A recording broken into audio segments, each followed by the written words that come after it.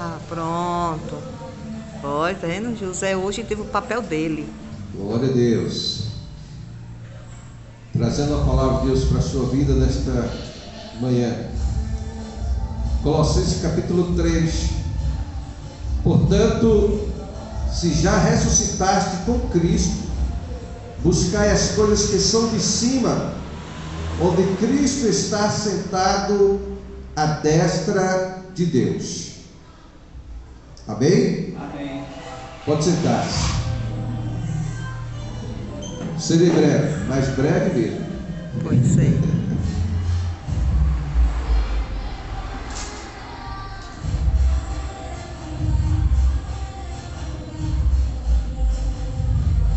A porta. Olha, o amor de Deus para conosco, ele é muito grande. Eu estava falando aqui inicialmente que ele é imensurável. Quando a gente começa a experimentar um pouco da glória de Deus na nossa vida, aqui tudo passa a ser insignificante em relação à glória de Deus.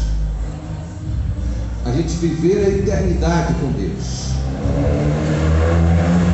E como nós fomos criados por Deus,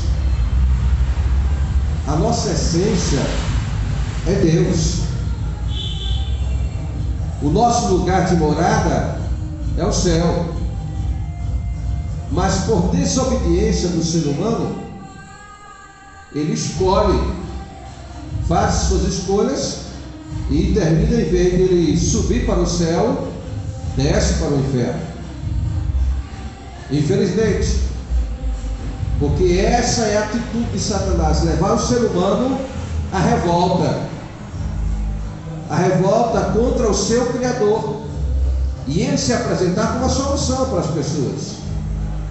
Mas Jesus Cristo disse no Evangelho segundo João capítulo 10 que Satanás, ele veio para roubar, matar e destruir. Esse é o projeto dele desde a fundação do mundo. Ele não tem outra coisa a fazer a não ser isso. Então, como é que ele vai fazer isso? Ele rouba a saúde da pessoa, ele rouba a paz da pessoa, ele rouba a alegria da pessoa, ele rouba as finanças da pessoa, ele vai roubando tudo. Só que ele não fica satisfeito em simplesmente roubar a pessoa e deixar ela destroçada, como nós vemos pessoas jogadas nas ruas. Ali são projetos de Satanás por revolta das pessoas para com o seu Criador. Então ele rouba, e depois que ele rouba, ele destrói. Depois que ele destruiu tudo na vida da pessoa, o final dele é matar a pessoa, é levar a alma da pessoa para o inferno. Então, para isso que Jesus Cristo se manifestou. Quando Jesus Cristo veio a este mundo, ele veio com um propósito de quê? Resgatar o homem das garras das trevas, do domínio de Satanás, e trazer ele para o governo de Deus, ou seja, para o domínio de Deus, para viver os princípios do reino de Deus aqui na terra e ter a salvação eterna, vida eterna com Deus, uma vida de glória. A vida do céu, uma vida de glória, uma vida de alegria, uma vida de paz, uma vida de felicidade eterna. Imagina quando vem um anjo de Deus aqui na terra, ele vem com uma glória de Deus, e a glória de Deus que vem naquele anjo é tão forte que quando o ser humano se depara com o anjo, ele cai por terra. Tão grande é a glória. Agora imagine a glória de Jesus. O anjo é criatura de Deus. Agora imagine a glória de Jesus. E a Bíblia quer que nós vivamos essa glória. Aí, quando o apóstolo Paulo está escrevendo à igreja em Colossenses, onde foi estabelecida a igreja, ele está dizendo: portanto, se já ressuscitaste com Cristo, buscai agora as coisas que são de cima, onde Cristo está sentado à destra de Deus. Então Jesus Cristo veio a este mundo, ele venceu a Satanás, ele venceu a morte, ele ressuscitou, e ele agora está sentado à destra. O que é a destra? A mão direita de Deus. Então Deus enviou Jesus Cristo aqui para esta terra, mas quando Jesus veio para aqui, ele não veio como pobrezinho, coitadozinho, como as pessoas, a religião coloca. E eu escrevi um artigo um tempo atrás dizendo: Jesus Cristo, ele nunca foi pobre, Jesus Cristo não é pobre e Jesus Cristo não será pobre, porque ele veio do céu, de toda a glória, de toda a riqueza, de toda a grandeza.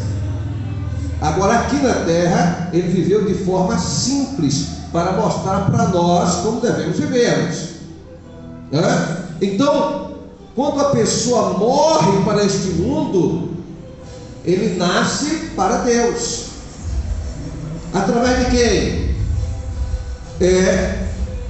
Do Espírito Santo, que convence o homem do pecado, do juízo e da justiça. E ele passa a ter uma aliança com Deus feita no sangue de Jesus Cristo.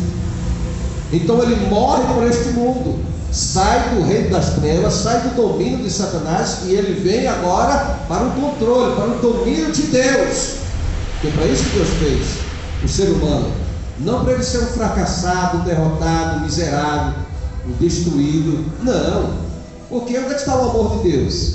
Então, como tem filhos que se decepcionam com os pais, porque o pai abandonou o filho, e o esposo abandonou a esposa, e o filho, a filha ficou sem pai, então era uma pessoa de mau testemunho, e a pessoa quer atribuir que Deus também é ruim.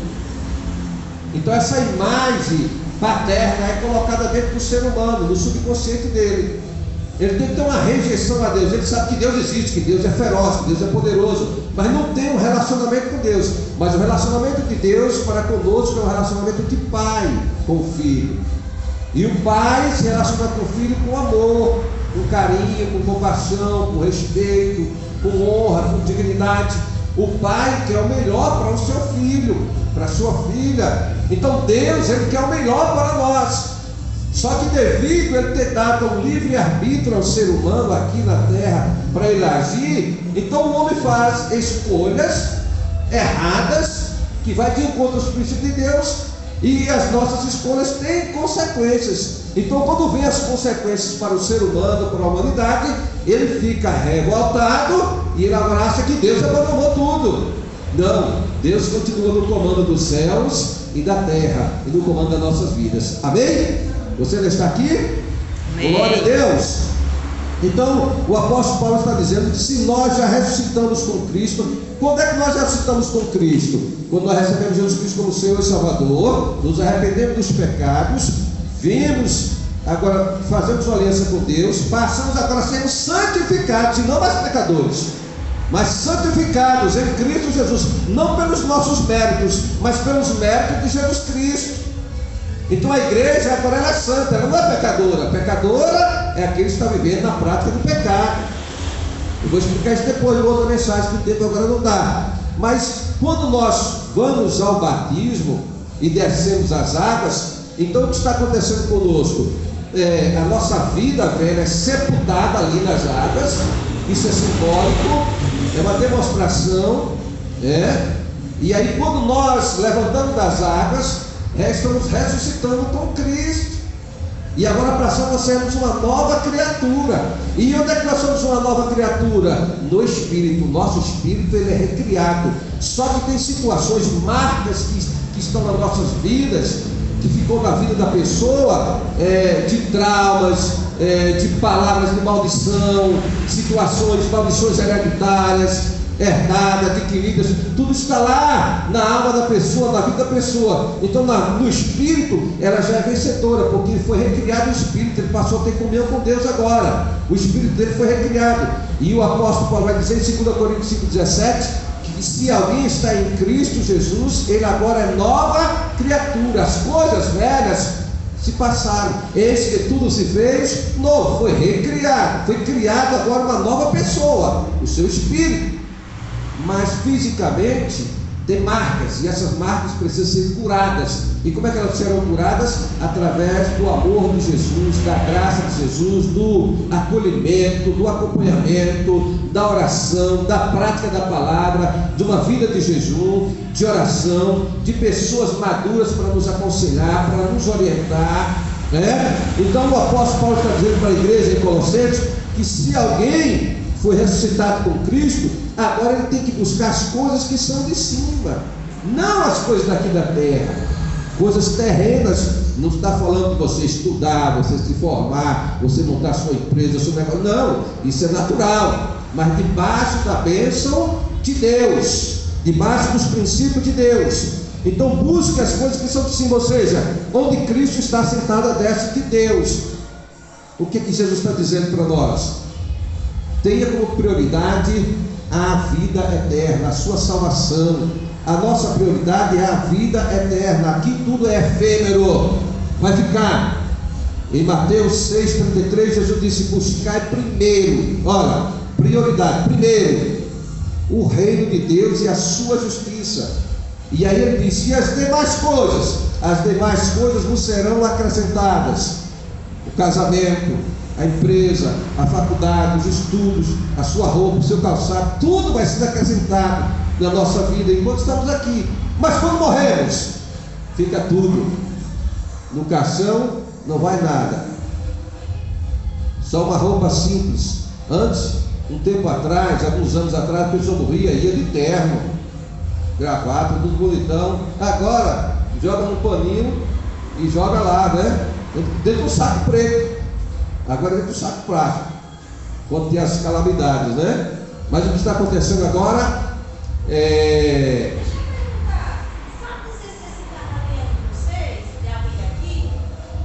Não, senhora. Deve ser da festa. É da pessoa das festas aí. Isso. Desculpa aí que houve uma interrupção aqui na... É ao vivo. É porque estamos ao vivo. A identificação por presente e é o que está chegando. Então, irmãos, nós temos que entendermos que Deus, Ele nos ama.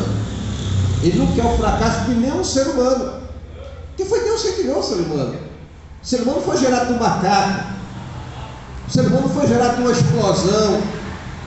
Não. Ele foi projetado por Deus.